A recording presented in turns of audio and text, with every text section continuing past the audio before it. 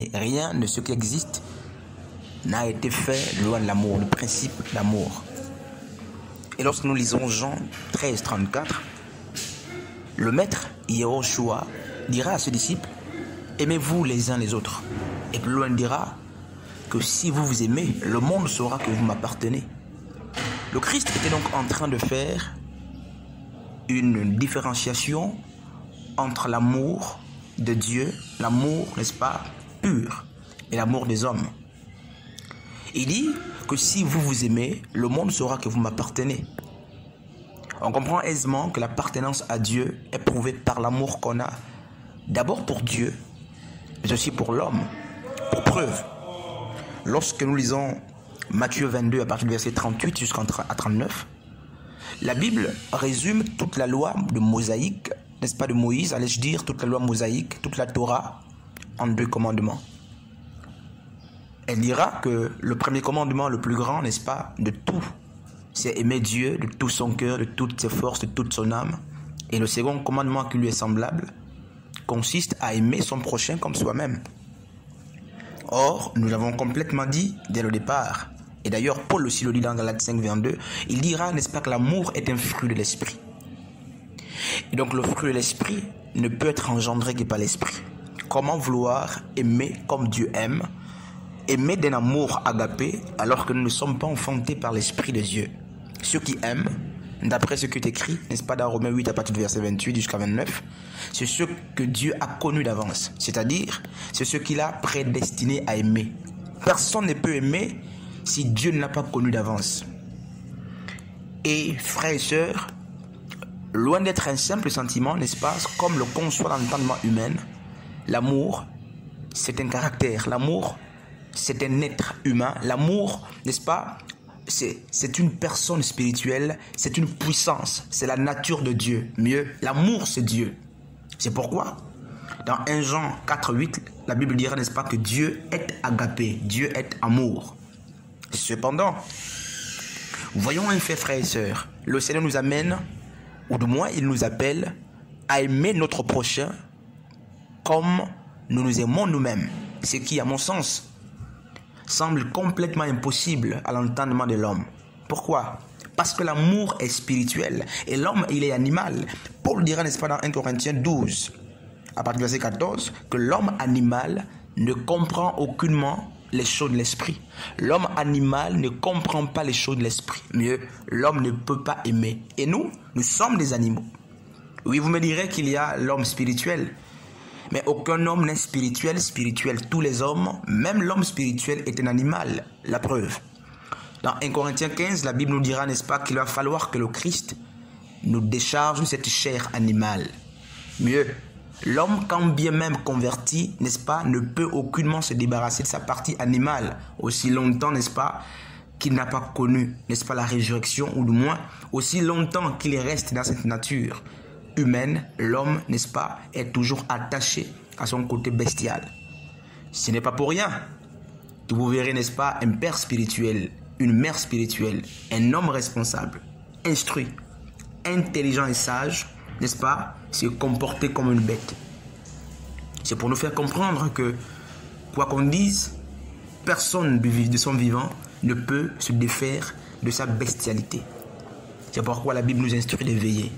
De veiller pour ne pas, n'est-ce pas, que notre partie animale prenne, n'est-ce pas, le dessus sur ce qui est spirituel. Comment donc aimer? Nous avons compris que personne ne peut aimer. Et donc nous aimons parce que nous avons celui qui aime ou celui qui s'appelle amour. D'après 1 Jean, n'est-ce pas, 4, 8, Dieu est amour. Et l'homme qui aime comme Dieu aime, c'est l'homme qui a Dieu. Et dans ce cas, lorsqu'il aime, ce n'est pas lui qui aime. Lorsqu'il supporte, ce n'est pas lui qui supporte. Lorsqu'il est patient, ce n'est pas donc lui qui est patient. Mais c'est celui qui vit en nous. Puisqu'il est amour, c'est lui qui supporte tout. C'est pourquoi dans 1 Corinthiens 13, Paul dira, n'est-ce pas, que l'amour supporte tout. Ce n'est donc pas moi qui supporte tout, ce n'est pas toi qui supporte tout, mais c'est l'amour qui supporte tout. Mieux, c'est Dieu, n'est-ce pas, qui supporte tout. Plutôt que de nous contenter, n'est-ce pas, de l'amour qui est un simple sentiment, Dieu veut nous amener à un autre niveau d'amour, à une autre dimension d'amour, à un autre degré d'amour. Les hommes qui ont, n'est-ce pas, l'amour, ne sont pas fusionnés à cet amour. Mieux, ce que nous avons, ou du moins nos acquis, sont très différents de nous. Lorsque nous avons l'amour, l'amour est un étranger à nous, c'est un corps étranger à nous. Et avec ce corps étranger, nous pouvons aimer, nous pouvons donner l'amour, nous pouvons manifester l'amour. Mais cela peut, n'est-ce pas, à un moment donné, à cause des circonstances, cesser. Pourquoi? Parce que l'amour n'est pas notre nature. Les hommes qui aiment sont francs. Les hommes qui aiment dans les bons comme dans les mauvais moments sont bien au-dessus de ceux qui ont l'amour. C'est pourquoi Jacques 1,17 dira, n'est-ce pas, qu'en Dieu ou en Christ, il n'y a ni changement, ni ombre de variation. Et dans Hébreux 13,8, on dira, n'est-ce pas, que Dieu est le même hier, aujourd'hui et éternellement. Pourquoi? Dieu ne change pas parce que ses attributs, n'est-ce pas, ne sont pas des acquis. Dieu est, ce qu'il a. Mieux, l'amour en Christ est la nature de Christ. L'homme qui doit aimer comme Dieu aime doit quitter la dimension d'avoir l'amour pour être lui-même l'amour. Mieux, si vous êtes l'amour, l'amour est donc votre nature et votre nature ne passe jamais.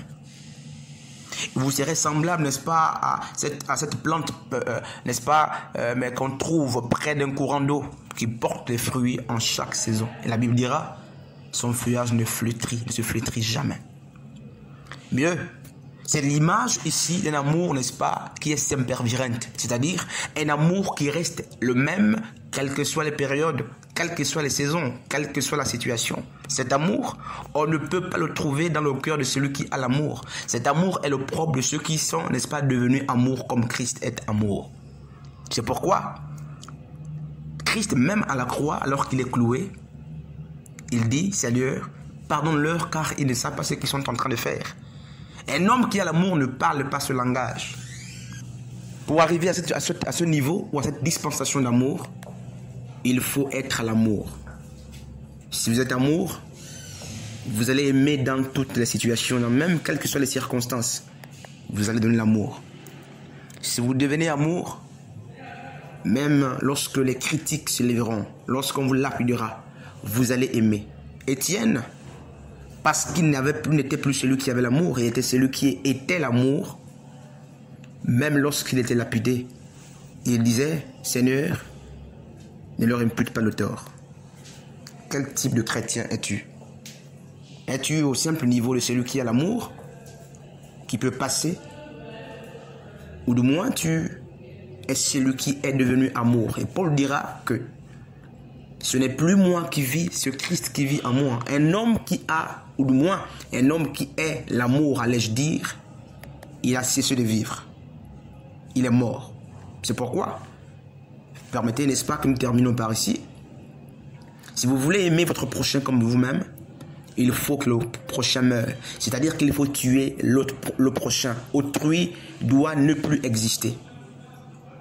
Aussi longtemps que l'autre existe, vous verrez deux individus, vous et l'autre. Pour aimer l'autre, comme vous vous aimez, il faut qu'il meure. C'est-à-dire, il faut que l'autre devienne vous. Si l'autre devient vous, ça veut dire que ce que vous faites pour vous, vous le ferez pour les autres. Il faut donc tuer, n'est-ce pas, l'idéologie de l'autrui, l'idéologie